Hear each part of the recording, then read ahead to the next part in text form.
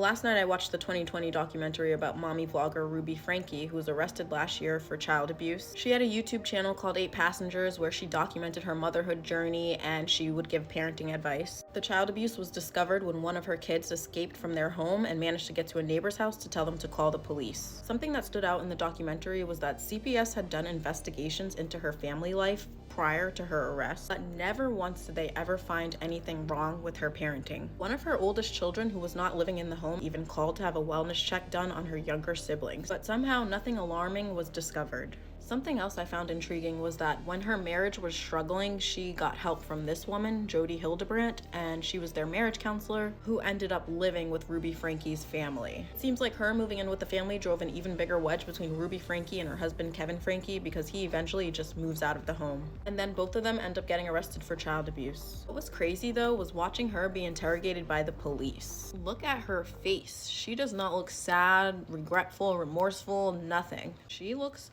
evil. Like she is just filled with anger that she got caught. When she spoke on the phone with her husband from jail, he was telling her that the kids were in the hospital and she didn't express any care or concern for their health. She immediately just starts saying, "Oh, those kids are evil. They're just trying to make me look bad. They don't really need to be in the hospital. They're fine." Mind you, this woman, as a punishment, would make her kids stand outside in the hot sun all day. She would make her kids sleep outside. She would make them jump on a trampoline for hours in the hot sun. She would starve them, make them sit in a closet, would duct tape their wrists and ankles. But she didn't think they needed to be in the hospital. I can't even understand how a parent could treat their kids that way, but I'm just glad that she is behind bars and all of her babies are safe.